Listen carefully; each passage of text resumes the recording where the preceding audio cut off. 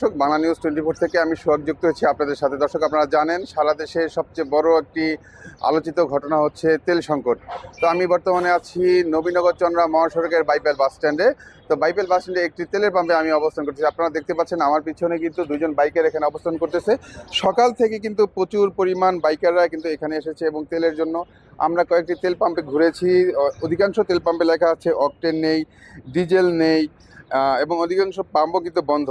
আমি আপনাদেরকে একটু দেখানোর চেষ্টা করতেছি যে কিন্তু এখানে কিন্তু বিভিন্ন সরকারিভাবে যে লেখা আছে যে জ্বালানি তেলের পরিস্থিতি নিরাশাজনক, স্বল্প পরিমাণ এবং স্বাভাবিকভাবে যে জ্বালানি তেল সেটা আপনারা ব্যবহার করুন, অতিরিক্ত তেল নেওয়া থেকে বিরত থাকুন, এই ধরনের কিছু লেখা আছে। পেট্রোল পাম্পে দেখা যাচ্ছে উল্টো চিত্র, কোথাও তেল নেই, অকটেন নেই, কোথাও আবার সীমিত আকারে বিক্রি করা হচ্ছে, কোথাও আবার দীর্ঘ লাইনে ঘন্টার পর ঘন্টা অপেক্ষা করছে। দর্শক, আমি কয়েকটি তেলের পাম্পে ঘুরেছি, তারা কিন্তু আমাদেরকে জানিয়েছে যেমন যে কোনো কোনো তেল পাম্প জানিয়েছে তারা যে পর্যাপ্ত পরিমাণ তেল পাচ্ছে না, এক সপ্তাহ তেল একদিন পাচ্ছে, 4,000 লিটার পাচ্ছে, কিন্তু গ্রাহকেরা তারা অতিরিক্তভাবে তেল নিচ্ছে, যার যতটুকু প্রয়োজন তার চেয়ে কিন্তু তারা বেশি নিচ্ছে। তো দর্শক, আমি একটু আপনাদেরকে জানিয়ে রাখতে চাচ্ছি, সাভার উপজেলায় মোট 40টি ফিলিং স্টেশন রয়েছে। এর মধ্যে 36টি ফিলিং স্টেশনে প্রতিদিন পেট্রোল, অকটেন, ডিজেল সম্মিলিত চাহিদা প্রায় 2.5 থেকে 3 লাখ লিটার। কিন্তু চাহিদার তুলনায় সরবরাহ কম থাকায় জেলার বিভিন্ন ফিলিং স্টেশনে দেখা যাচ্ছে তীব্র জ্বালানি সংকট। ফলে দেশের ফলে অনেক পাম্প বন্ধ রেখেছে। আমরা কিছু বাইকারদের সাথে কথা বলবো যে তারা কতক্ষণ ধরে এখানে অপেক্ষা করেছেন, কেন অপেক্ষা করেছেন। আপনি সকাল থেকে কয়টা পাম্পে এসেছেন এবং কি সমস্যা হয়েছে? সকাল হইতে আমি দুপুরে 2টার পরের তেনে মোটামুটি 5-6টা পাম্পে গেছি, একটা তো তেল পাইনি। 5-6টা পাম্পের তেনে ঘুরে আসছি, সাভারের তেনে শুরু করিয়া কোনো পাম্পে তেল দেয় না। কিন্তু সরকার বলছে যে পর্যাপ্ত পরিমাণ তেল আছে, তারপরে কেন আপনারা এই অভিযোগটা করেছেন যে তেল নাই? অভিযোগের একমাত্র কারণ হয়েছে যারা প্রাইভেট কারে ওরা কোনো সময় তেল তেরম কিনতো না। এমনকি ওরা তেল প্রযুক্ত পরিমাণ তেল নিয়ে ওরা রাখে, আমরা মানে বাইকাররা তেল পাই না। সমস্যা হয়েছে প্রত্যেক প্রাইভেট কার মাইকো এগুলি আগে চলতো যা সিন দিতে, এখনকার যায় ওরা যা তেল নিয়ে মজুত করে রাখে, আর আমরা ওই হুন্ডালারা কষ্ট পাই। তো দর্শক, যেমনটি বলছিলেন একজন বাইকার, তো আমি আরেকজন বাইক চালকের সাথে কথা বলবো যে তা সে আচ্ছা, আপনি কতক্ষণ ধরে এখানে অপেক্ষা করতেছেন? আপনার এইখানে আসছি ভাই 15 মিনিট হয়। আমি এর আগে নবীনগর 2টা পাম্পে ঘুরে আসছি, এরপর শিমুলতলা থেকে ঘুরে আসছি, কোনো পাম্পে তেল দিচ্ছে না। এখন কালকে যখন দিছে, এখন কালকে কিছু দিছিল, এখন যে আপনার ওই 1-1.5 ঘন্টা দাঁড়ায় থাকার পরে 200 টাকা দিচ্ছে। তো আপনার যদি 1-1.5 ঘন্টা দাঁড়ায় থেকে আপনি 500 টাকা দিয়ে দেন, সেক্ষেত্রে কিন্তু আমাদের আর 4-5 দিনের জন্য লাগে না। কিন্তু আপনি 200 টাকা দিলে দেখা যাচ্ছে আমি সকালে যদি এই তেলটা নেই, দেখা যাচ্ছে আবার কালকে আমার আবার সিরিয়াল ধরতে হয়। তো প্রতিদিন যদি আমার এই তেলের পিছিয়ে যদি আমার 2-3 ঘন্টা সময় ব্যয় হয়, তাহলে তো ভাই এটা সমস্যা নেই, এটা তো অনেক বড় ধরনের একটা সমস্যা। তো যদি দেখা যায় যে আপনার যেই পাম্পেই দেখ, কম দেখ বেশি দেখ, কিন্তু এটা যদি 200 টাকার পরিবর্তে যদি 500 টাকার দেয়, সেক্ষেত্রে আমাদের সবার জন্য একটু উপকার হয়, একটু ভালো হয়, যে আমাদের লং টাইম আপনার এই আপনার অপেক্ষা করতে হয় না। কিন্তু এটা খুবই ভোগান্তি দেয়। যেমন সকাল থেকে এখন পর্যন্ত কোনো পাম্পে তেল পাইনি। এখন দেখা যাচ্ছে এই যে 4-5টা পাম্প ঘুরছি, এখন তেল না পাই, সেক্ষেত্রে দেখা যেতে হবে যে আবার 4-5 দিন আবার এরকমভাবে জ্যামটা ঠেলতে হবে। তো সেক্ষেত্রে দেখা যাচ্ছে আমার কাজও করতে পারতেছি না, আমাদের দোকান আছে, আমাদের দোকানে কাজেও কোথাও যাইতে পারতেছি না, বা আমার ফ্যামিলি যেই সমস্যাটা আছে এটাও কোনো সমাধান পাইতেছি না ভাই। তো সেই ক্ষেত্রে যদি এটা একটু বিবেচনা করা হয়, কিন্তু তেল কিন্তু আছে ভাই, তেল নাই যে এমন না। কিন্তু আপনি জামগড়ার দিকে দেখেন, কালকেও আসছে, ওনাদের 9,000 লিটার আসছে, সেখানে আপনার 1 থেকে 150 বাইক দিছে 200 টাকার করে। আপনার যদি 1 থেকে 200 টাকার বাইকে দেন, সেক্ষেত্রে আপনি 200 টাকার বাইকে দিলে তো আপনার 1.25 লিটার তেলটা পাচ্ছে, সেক্ষেত্রে আপনার পর্যাপ্ত পরিমাণ অনেক তেল থেকে যাচ্ছে। তাহলে এই তেলগুলো কোথায় যায় ভাই? তো দর্শক, যেমনটি বলছেন একজন বাইকার, তো আমি আরেকজন বাইক চালকের সাথে কথা বলছি যে সেও কিন্তু কিছুক্ষণ আগে কিন্তু তেল নিতে এসেছে। তো কি সমস্যা, কি তেল কয়টা পাম্পে আপনি সকাল থেকে ঘুরেছেন তেলের সম্পর্কে? আসসালামু আলাইকুম। জি, আমি সকাল থেকে 5টা পাম্পে ঘুরেছি, কোথাও তেল পাই নাই। তো আসলে এটা আমাদের জন্য একটা ভোগান্তি। হ্যাঁ, এখন আমার কাছে আছে হয়তো সর্বোচ্চ 1 লিটার, আমি চলতে পারবো 40 কিলোমিটার। তো আমি সকাল থেকে প্রায় 35 কিলোমিটার ঘুরলাম, বাট কোথাও তেল পাচ্ছি না। আর প্রায় 1 লিটার তেল আমার চলে গেল খুঁজতে খুঁজতে। এখন আমি তেল কোথায় পাবো? আমি আসলে হতাশ। যে এই একটা ভোগান্তির মধ্যে সবাই পড়েছে, আমরা বাংলাদেশের সব শ্রেণী পেশার মানুষজন পড়েছে। তো এটা আমাদের শেষ কোথায়? তো সরকারকে আমি বলতে চাই বিনীতভাবে যে এই সমস্যাটা সমাধান করার জন্য। আর আমাদের মাননীয় মন্ত্রী মহোদয় বলেছে যে হচ্ছে কোন পাম্পের তেল নাই সেই পাম্পগুলো হচ্ছে লিস্ট করার জন্য বলেছে। আসলে আমি ওনাকে বলতে চাই যে আসলে কোন পাম্পে তেল আছে সেই পাম্পগুলোতে আমরা যাই তেলটা ওঠাবো। ধন্যবাদ।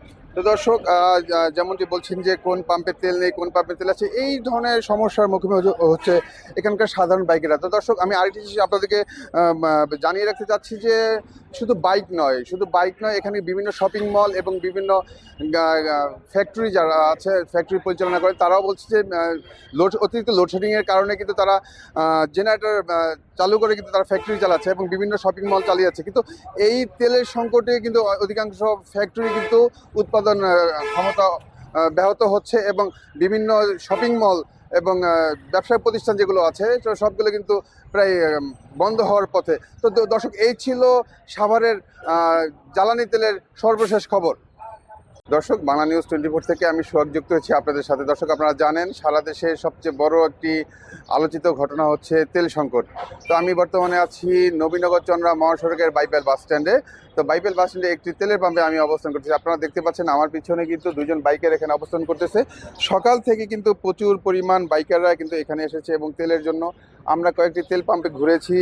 অধিকাংশ তেল পাম্পে লেখা আছে অকটেন নেই, ডিজেল নেই এবং অধিকাংশ পাম্পও কিন্তু বন্ধ।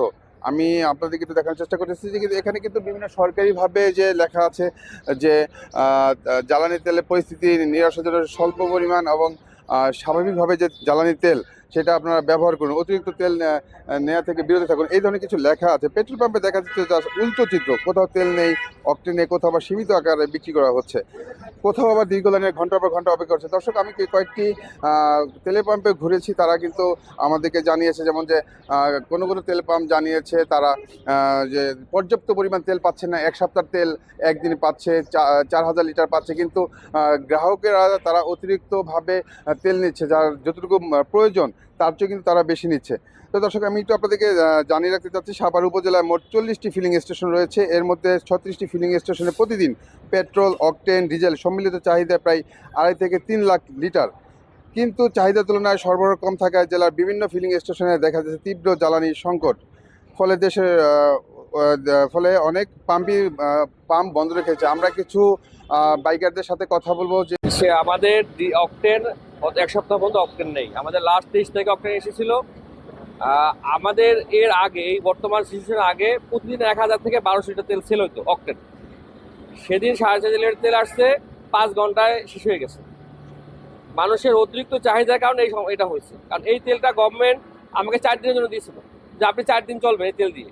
কারণ আমার 1000 করে সেল, 4 দিনে 4000, সেই অনুযায়ী গভর্নমেন্ট কিন্তু ওই শিডিউল অনুযায়ী তো গভর্নমেন্ট তেল দিচ্ছে। কিন্তু আমাদের যে যারা গ্রাহক, তাদের অতিরিক্ত চাহিদার কারণে তারা মানে আতঙ্কগ্রস্ত হইতেছে যে ভবিষ্যতে তেল পাবে কিনা বা তেলের দাম বাড়বে কিনা। এই জন্য সবাই যার মতো করে বেশি বেশি তেল নিয়ে অতিরিক্ত চাহিদা, যার লাগে 5 লিটার সে নিতেছে 20 লিটার, যার 20 লিটার সে নিতেছে 30 লিটার, মানে এরকম বেশি বেশি নিয়ে তেল দ্রুত শেষ করে ফেলছে, আমাদের মজুদ শেষ করে ফেলছে। গভর্নমেন্ট থেকে ঠিকই অকটেন, ডিজেল নিয়মিত দিতেছে, কিন্তু গ্রাহকের অতিরিক্ত চাহিদার কারণে এই সংকট। আসলে ফিলিং স্টেশন নিজে কোনো করতেছে না, কোনো রকমের কিছু করতেছে না।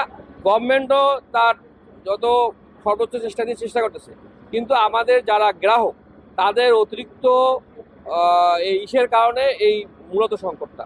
তারা যদি আগের মতো, এর আগে যেরকম তারা নর্মালভাবে তেলটা গ্রহণ করতো, তার প্রয়োজন যত ছিল ওইটুকু পরিমাণ নিত, আজকে নিত, আবার কালকে নিত, তো সবাই একবারে নিয়ে যেতে যাচ্ছে। এই জন্য এই সংকটটা সৃষ্টি। এটা আসলে মানুষের, আমাদের এই সৃষ্টি, অন্য কোনো সংকট না। কালকে সবাইকে যখন আমি তেলটা নামে, তেল তো ভাই অনলি 4500 লিটার তেল নামছে। এই 4500 লিটার তেল নামানোর সাথে সাথে ভাই হাজার হাজার মোটরসাইকেল, তো সবাই এত মোটরসাইকেল দেখে সবাইকে 200 টাকা করে দিতে চাইছি যে সবাই যেন পায়।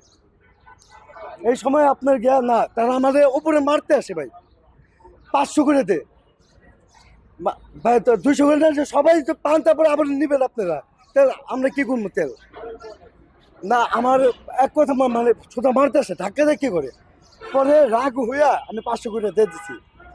পরে যখন আরেকবার একটু পরে যখন তেলটা কমে আসছে তখন 300 করে দিচ্ছি। মানুষ মানে না, তবুও মানে রিস্ক নিয়ে মানে 300 করে দিয়ে গেছি। আচ্ছা, সরকারের কাছ থেকে পর্যাপ্ত পরিমাণ মজুদ আসছে? না না না, কিভাবে আসতেছে? 5,500 আজকে দেখেন না 2টা গাড়ি, আমাদের 2টা গাড়ি আজকে তেল দেওয়ার কথা ছিল, অথচ আজকে আমাদের তেল দেয় নাই, গাড়ি যেতে দেয় নাই, বলছে আজকে আমাদের তেল দিবে না। পরে ড্রাইভারও ফেরত গেছে, পরে হেল্পারও চলে গেছে সকালে। যেমন আপনার কালকে 9,000 লিটার ডিজেল দিছে, আর আপনাকে 4,500 লিটার অকটেন দিছে, এটা আপনি 3 দিন পরে দিছে। আচ্ছা, বিগত দিনগুলোতে আপনারা কিরকম তেল পেয়েছেন? মানে ক্রাইসিস বাদে, ক্রাইসিস বাদে স্যার আমাদের প্রত্যেক দিনে আপনার গিয়া 2টা করে গাড়ি লাগছে তেল। তো এখন কি সরকারের তরফ থেকে মানে না ভাই, এই তেল আমরা পাইতেছি না ভাই। সকাল থেকে পর্যন্ত 3টা পাম্পে গেছি, শিমুলতলা 2টা পাম্প আছে, ওইখান থেকে না পেয়ে যে এখান থেকে অনেক কষ্ট করে রাস্তা ক্রসিং করে এখানে আসতে হয়েছে। এখানে এসে এখানে শুনি যে তেল নেই, আর হচ্ছে যে আমাদের সরকার পক্ষ থেকে তো বলতেছে আমাদের জ্বালানি অ্যাভেলেবল। সুতরাং আমাদের এই যে ভোগান্তিটা কেন হচ্ছে এটাই আমরা বুঝতেছি। প্রত্যেকটা পাম্পে একই অবস্থা, দড়ি টানায় রাখে, কেউ তেল নাই, অযথাই যে এই যে ধরনের ইয়াগুলো যে আমাদেরকে বলতেছে হয়রানিটা করতেছে, এটার মানে আমরা বুঝতেছি না। সরকার কি এটার কোনো পদক্ষেপ নিতে পারতেছে না, তাও আমরা বুঝতে পারতেছি না। এখন এইভাবে আমরা আরো কতদিন ভুগবো তারও কোনো ঠিক আছে। কি করেন? আমি জব করি মার্কেটিংয়ে, আমাদের প্রত্যেক দিন গাড়ি নিয়ে চলতেই হবে, আমাদের কাজই এটা। মার্কেটিংয়ের কাজ হচ্ছে গাড়ি নিয়ে আমাদের মার্কেটে কাজ করতে হবে। আমরা যে ঘরে বসে থাকবো তাও সম্ভব না, আর গাড়ি ছাড়া যে বাইরে কাজ করবো সেটাও পসিবল না। তাহলে আমাদের কোম্পানি আমাদের অ্যাচিভমেন্টটা হবে না, আমাদের স্যালারি আসবে না, তা আমরা চলবো কীভাবে? সব কিছু মিলে আমাদের এটা হচ্ছে বেশি জরুরি। আমি সকাল থেকে 3টা পাম্পে গিয়েছি, কোনো পাম্পে তেল নাই, লোকজনও নাই, একবারে নোটিশ আকারে তেল নাই, এরকম দেয়া আছে। এখন এই আর একটা পাম্পে আপনাদের সামনে আছি, উনি তো বললো যে তেল পাচ্ছি না। আমি এই ঈদের আগে 2,000 টাকা তেল ভরছিলাম, তারপরে আমি এই তেল দিয়ে টুকটাক করে চলতেছি। এরপর আমি বেশ কয়টা পাম্পে গেছি, কোনো জায়গায় কোনো তেল পাচ্ছি না, কোনো জায়গায় তেল নেই। আমরা যেমন মানে ধারাবাহিকভাবে আমাদের বয়লার চলে, এই বয়লারে পর্যাপ্ত পরিমাণ তেল লাগে, এই তেলটা আমরা ঠিক মতো সাপ্লাই পাইতেছি না। আর এই সাপ্লাইয়ের কারণে দেখা যায় আমাদের কোম্পানি দেখা যায় যে 12 ঘন্টা ডিউটি করায়, সেই জায়গায় মনে করেন যে এখন 8 ঘন্টায় মনে করেন যে ছুটি দেওয়া লাগতেছে। তাহলে আমরা যদি এই তেলের কারণে, জ্বালানি সংকটের কারণে আমাদের প্রোডাকশন আমাদের ব্যাহত হইতেছে। এখন আমাদের প্রোডাকশনের পাশাপাশি মনে করেন যে আমাদের শ্রম সময়, যেখানে মনে হয় 400 লিটার তেল আমাদের মনে হয় দিনে লাগে জেনারেটরে, সেই জায়গায় আমরা এখন 200 লিটার তেলও পাই না। এই জায়গাটা আমাদের খুবই বড় ঘাটতি, এবং এইভাবে যে কতদিন চলবে সঠিক আমরা জানি না। কিন্তু আমাদের এইভাবে চলতে গেলে দেখা যায় অনেক গার্মেন্টস মানে শিল্প কারখানা অনেক মনে করেন যে ক্ষতির মুখে পড়বে। তো দর্শক, যেমনটি জানিয়েছেন যে বাইকের পাশাপাশি কিন্তু বিভিন্ন শপিং মল এবং বিভিন্ন উৎপাদন কারখানাগুলো কিন্তু কাজে বিঘ্ন ঘটছে এই জ্বালানি তেলের জন্য। তো দর্শক, এই ছিল সাভারের সর্বশেষ খবর। সাভারের আশুলিয়া থেকে সোহাগ হাওলাদার, বাংলা নিউজ।